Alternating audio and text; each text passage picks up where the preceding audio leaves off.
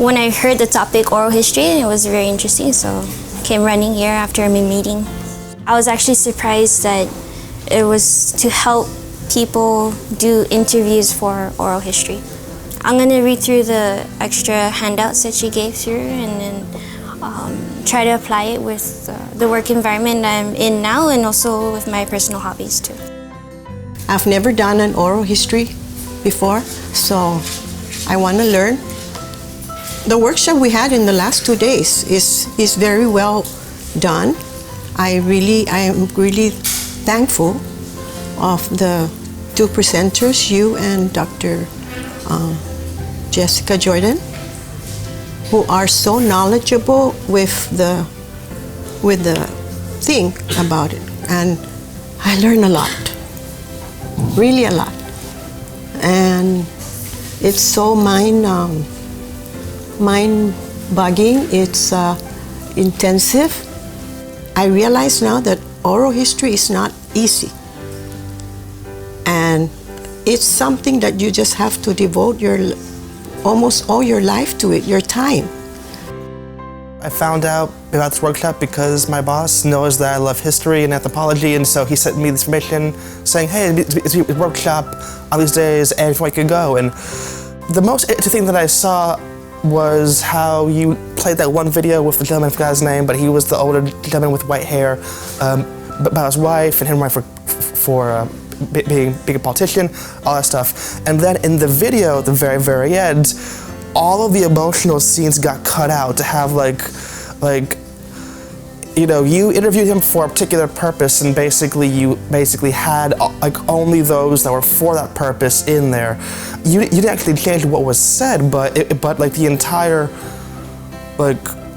it was just pieces were, you know, done, so therefore it would fit what was, you know, the actual intention, not so much the entire story. Kind of like you were saying, how you have you know, hours and hours of footage, but you know, it's just what you actually needed to do was in there. So it was definitely interesting to kind of see the power of I guess you could say the power of editing. Yeah, I guess you could. How to improve? Let me think. Maybe perhaps some more hands-on activities, kind of group projects sort of thing. I just guess more ways to kind of to involve the people more, I guess. I honestly walked in with no expectations.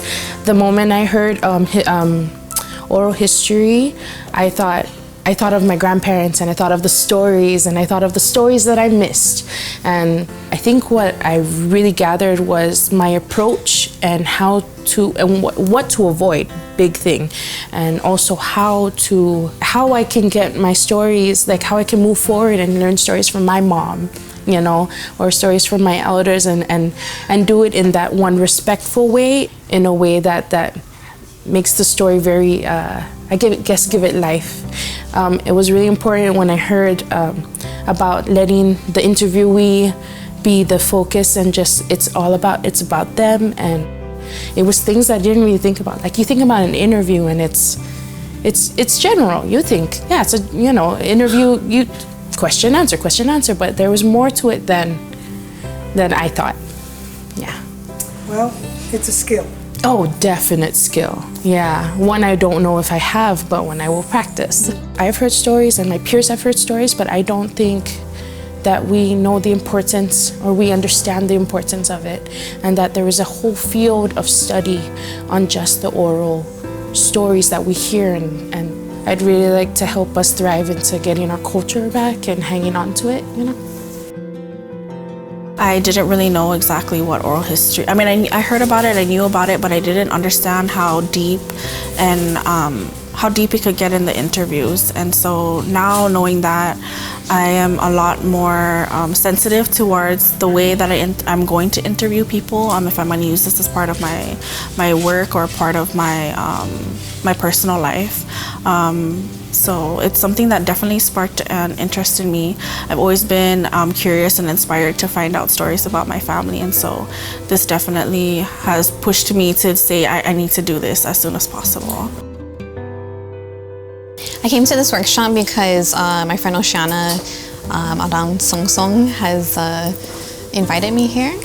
I only was able to attend a small portion of it, When I heard about it being about storytelling, I had initially thought that we were going to talk about how people portray their stories, and what is the most effective strategies for that.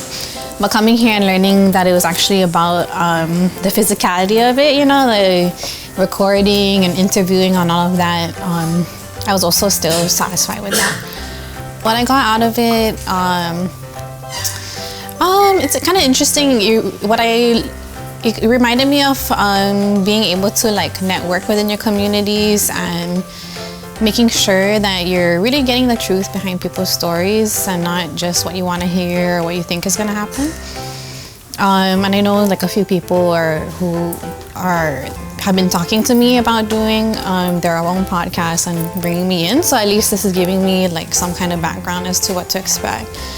We'll see where my journey takes me if I can really use the skills that are being taught in this workshop. So. This was really something I was interested in because, like I said, and we're hoping to create a program where kids can actually learn how to record and interview family members. I felt like, through this workshop, I was able to see, not just, paper and pen, and, you can get so much more from, having the interviews recorded. It was just such an inspiring thing because it reached so many different emotions in you, like what you said with, it was one thing and then it kind of led into another, and then you really feel like you are a part of their history and you can absorb it and you can go back again and see what you missed. So it's really good. Yeah, I really enjoyed it. I just wanted to learn about the methodologies that are used in order to conduct a formal oral history project. I'm very interested in that because I've tried to facilitate my own oral history recordings, but I feel like because at the time that I did it, I was so young. I was about 15, 16, all the way up to, I want to say 20. And I feel like the questions I might have asked were either leading or biased. And also, I was pretty awkward at the time. So every single time that I asked questions and there was silence right after, I didn't know how to fill the silence. So just learning how to conduct it in a way that I can refine a story, maybe find an actual project that I'd be interested in. That's something that I would like to take away from this workshop. Did you learn the power of silence in the collection of oral history? Yes, especially when they're doing a pause for effect or even just thinking and trying to process the question in general. It helps a lot to kind of refine their thoughts. Learning that and how to just kind of turn that thinking around in my head really helps.